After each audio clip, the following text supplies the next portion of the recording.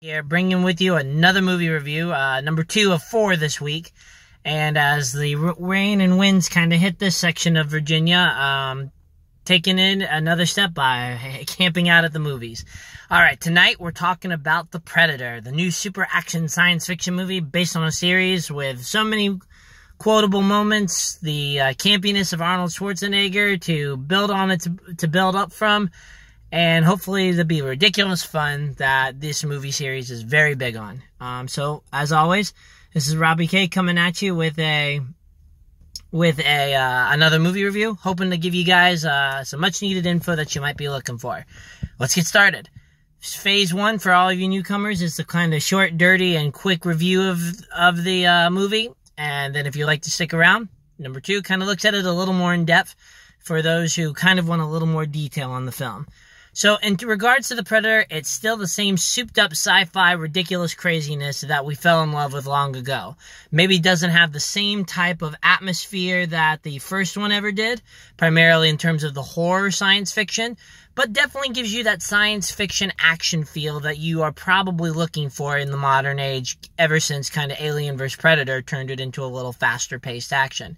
The technology is there, new souped-up gadgets, and as you've seen in the trailer, a super predator that makes its way in alongside the original Predator, brings with it a lot more carnage and craziness that you're probably hoping for as the next evolution of the film franchise, which is amazing in terms of those aspects. The thing about it is it still suffers from not being the campiness that the first film does, and sort of falls into more of a comedy aspect, not because of the quotable, movable movie tropes that we've gotten from the first one, such as Get to the Chopper Now, etc., but more so a forced comedy aspect that if you like comedy in your science fiction action, you essentially got it. But if you're looking for a little more of the kind of straightforward seriousness with a little horror in it, you're probably not going to enjoy this one nearly as much. Overall, the movie does a nice job of trying to establish its universe if you pay attention, with a lot of characters and bigger names coming in to assist with trying to bring this movie to life. So overall, it's definitely got the special effects and the deafening sound effects to effectively be worth at least a trip to the movie theaters, but don't expect the masterpiece or the next science action movie to grace your doorsteps and make you raise 2 thumbs up in surprise. In addition, if you are not a fan of gore, blood, and carnage, or you don't want your kids to potentially be exposed to it, / a very malicious-looking beast, then, again, stay away from this one, because there was a father who, I believe, brought three boys of various ages, probably under the age of 13, to it, and one of them got scared to death. So, that's just kind of a warning and update from yourself. Anyway, this is where it kind of ends outside of what are the scores. In terms of its category, I guess science fiction, action, if you put the horror component in there, it's probably about a 7. In terms of the movie overall, it's going to be more of along the lines of probably a 6, to be honest. And if you want to hear why, stick around for number 2. Until then, I've got 2 more that will be coming to you tomorrow, so stay tuned for updates on that. As for those who stuck around for Phase 2, thank you very much. Let's start with the likes like I always like to do. I know you're going to be making a drinking game out of how many times to say like. Regardless, The Predator comes out with that flash banginess that you want. And what does that mean? Excitement. And the movie does a nice job of finally breaking out of the throngs of what numbers 2, Alien vs. Predator, and Alien vs. Predator Requiem kind of had difficulty breaking out. If you weren't a fan of Predators, as many people choose to ignore that one for some reason, The Predator, again, has more action than some of the series has, though probably not as well contained or necessary as what we've seen. It's still not the most action-packed movie, doesn't happen until certain blocks, but at the same time, it's still got that flashbang, and when the action scenes happen, they are full of vigor, full of adrenaline, and full of carnage that you most likely will love with this if you're a big fan of the series. It fits very well in terms of that Predator component, but given the modern twist, it took a little bit of the ridiculous side, but I'm jumping ahead of myself. The acting is actually pretty good. Each of the characters, based on what you see in the trailer, is pretty much what you're going to get. A caveat of a number of characters are amazing, with Olivia Munn probably being my favorite of the bunch. A little more diversity injected into her character, not as many preachy speeches, and the girl has got some sweet moves, despite kind of the ridiculous direction that the movie took a lot of the players' moves in. In addition, I got to give it up for Jacob Tremblay. That little boy has got some mad skills in terms of what he can play, and again, he does the job of the young. Ward pretty well, though again, they took some interesting steps in terms of the character that they developed with. In regards to special effects are rocking. I think I've already said that, but computer generated images have really taken the series a lot farther, though I do miss the classic costume and bringing it to life in that aspect. You've got lots more flashbang for your buck. You've got plenty of souped up special effects in terms of the equipment, and they use their imaginations very well to bring about some very interesting pieces to add to the world. So bravo to that. In regards to this, funny. I don't know if that was intended, if that was really the focus, but the comedy is actually quite interjected and interspersed throughout the entire thing. And it is a hoot when they hit a lot of either classic references that are just funny to relive, to even some new jokes that were perfectly timed in its setting. So, kudos to that in regards to it. And, of course, the pace just keeps moving. After a little slow start, the pace finally hits, and once you catch that stride, man, is the hunt on. So, you're definitely not going to be stuck in boring milieu so much, because you've got a lot of just kind of fast-paced action to go. And those are usually where the likes are in regards to everything I can think of right now. In regards to kind of the dislikes, this is where we start finding a few things. First of all, the preachy speeches. If you're like that, and I guess if you think of the series, the soldiers in this particular universe just love grandiose, elongated speeches that are meant to inspire, and while they make jokes about it, eventually you hit to the point where it's like, I know you wanted it to be emotional, but you kind of missed the bar on it, in my opinion at least. Kudos for the effort, but the preachy, campy speeches, essentially, I would hold back on for the next one. As well as, I guess, with the humor. Yes, there are some very well good times, but there are times it is super forced upon us. And I think what a lot of people need to realize is, when they're making these movies, comedy can be great, but it doesn't necessarily always belong in a Predator film. It needs to kind of focus more on the darker aspects of the story and trying to establish a universe that can last and put some head scratchers on, because the Alien series does that. The Predator series has taken a little more of the action genre, which of course I love action, but it needs to kind of find its mellow, and if they're going to continue to make movies and have them do okay in the box office.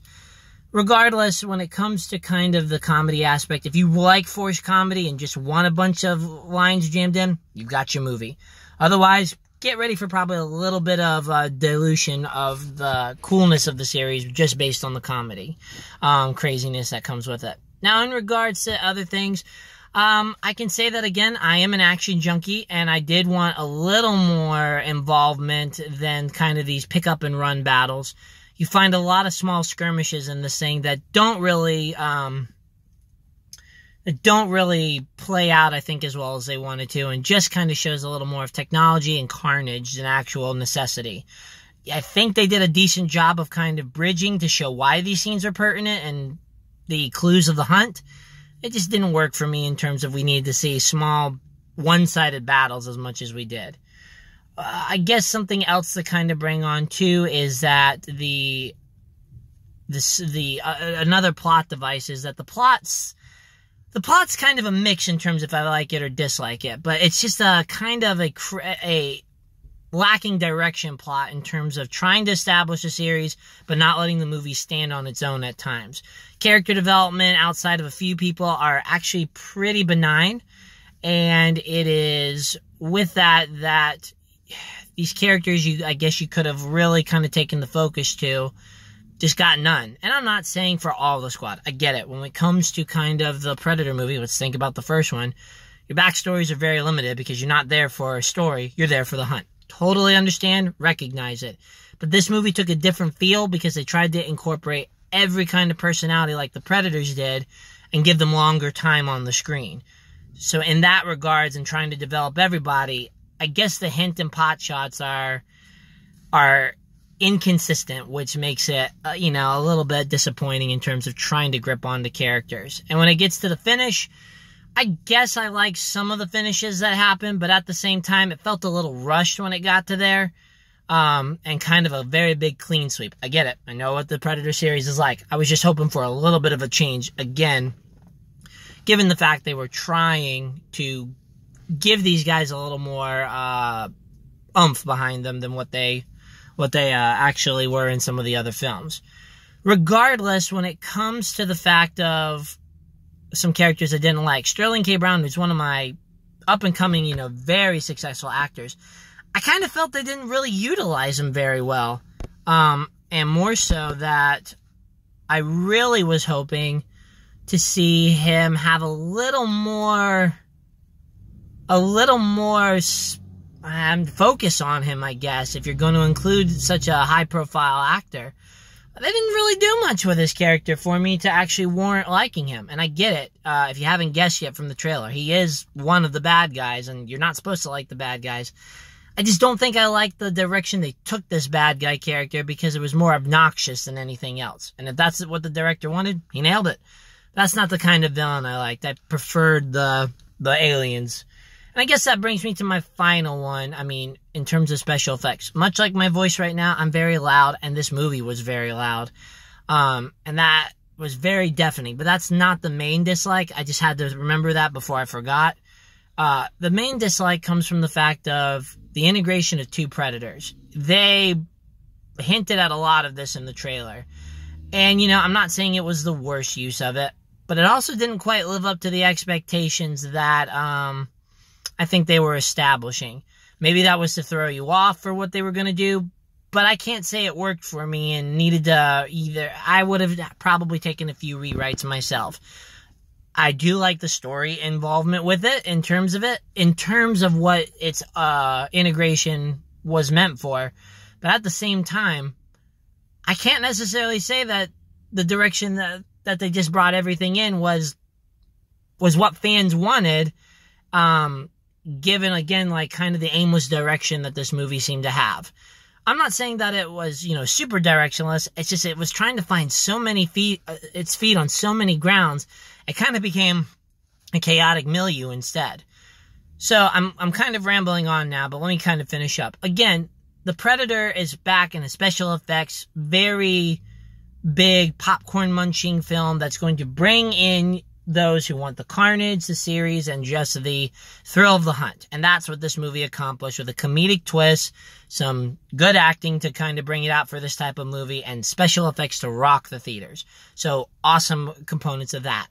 But like many of the reviewers that you're seeing are saying, it's the fact that they're trying to inject a story but not really picking a story that they want to do or making us think and kind of expand upon it, that's what it's suffering. And because it's trying to take so many avenues, I think the movie is becoming a little more convoluted than they wanted outside of what was established back in 1987 with the first Predator. Again, it's gonna, for super fans, this thing's got it for you, and you'll either like the directions they've taken this and potentially opened up to, or you're going to miss out on some of the facts that it's getting a little too big for its britches and needs to kind of take a step back into storytelling mode with action instead of a bajillion different directions. Anyway, rambling is done. Thank you very much. Leave comments. Help me make this better. And I'll see you guys tomorrow. As always, there will be a written review that's probably going to be a little more concise. And for any questions or any follow-ups, please comment, and I'll be happy to do my best to answer for you. Thanks, guys. Good night.